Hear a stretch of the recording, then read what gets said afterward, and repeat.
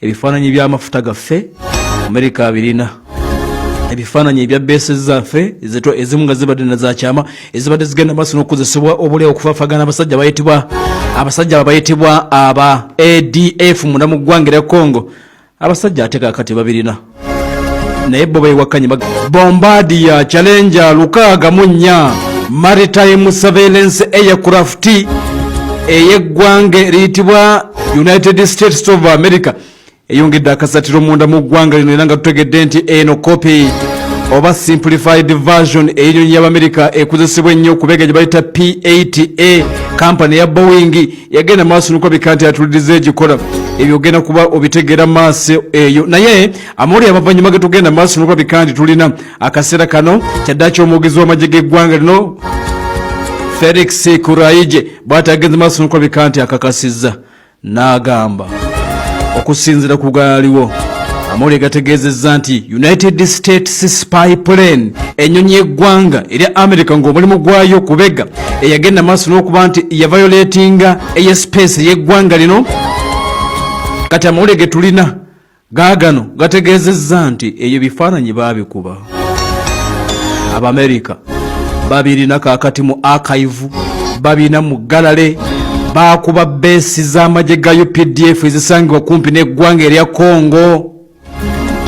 Beesi z'amagye ga UPDF eziri okumpi n'eggwanga erya Congo Abamerika baazikuba ebifaananyi ne bagenda nabyo bagambye nti kati babiyina mu galleries zaabwe e Pentagon ne ku kitebe e Djibouti.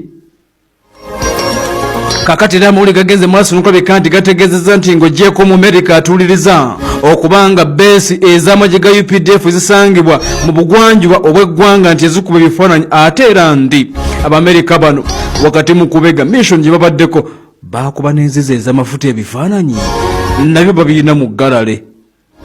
Enzizi z'amafuta atuliriza baazikuba ebifaananyi.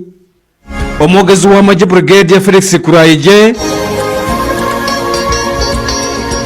bw'ati agenze maaso n'okulabika nti akakasizza bino n'agamba nti byonna byabadde omwezi gwe tugenze maaso n'okulabika nti tukomekkereze gwe mwezi ogwo gwa Desemba.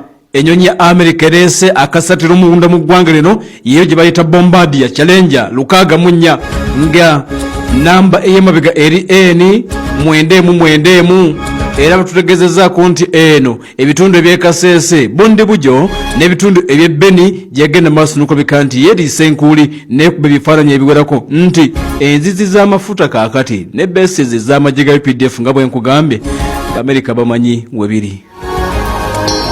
Kakati okusinza ku Kuraije agambye nti akaseera kano mata eno oba ensonga eno is being handled at the highest level. Abagihandolinze bebo bennyini ku mutendera gwa waggulu abasemberayo ddala ababedde b'eggwanga lino bali mu kwetegereza mu America. Why? Mu America lwaki? Wali okuba byaki?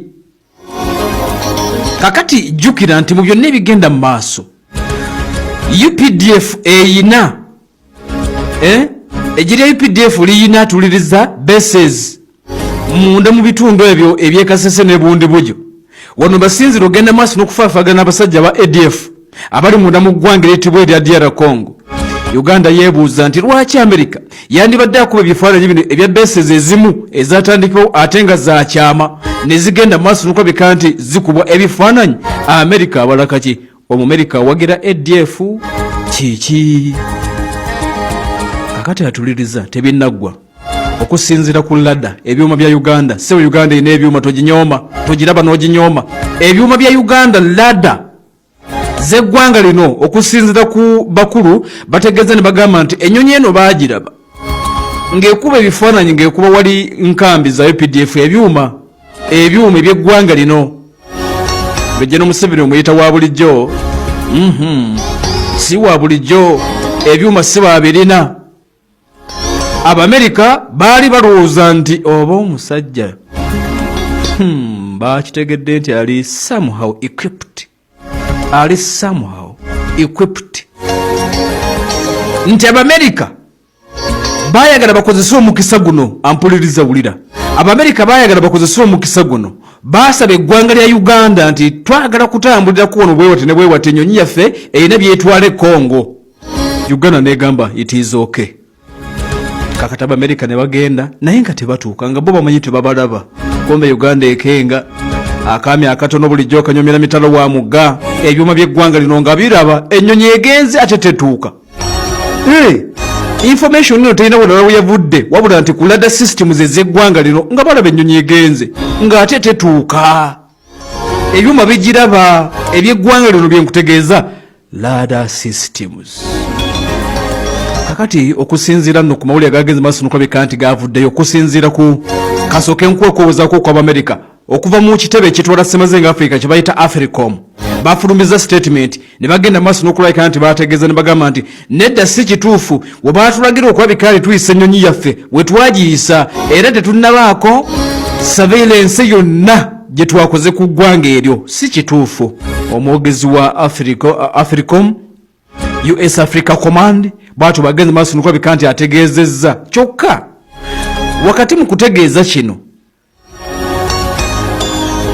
nti ennyonyi eno ne bwebanga yasesetuka okuva ku lugendo katugiyita okusesetuka nti okuva ku lugendo weri erina okuyita mu kkubo lye baali bagiwadde nti yita wano na wano kubanga ekituufu kiri nti baasooka kusaba nti tulina ennyonyi yaffe tulina bwe tulaga e Congo.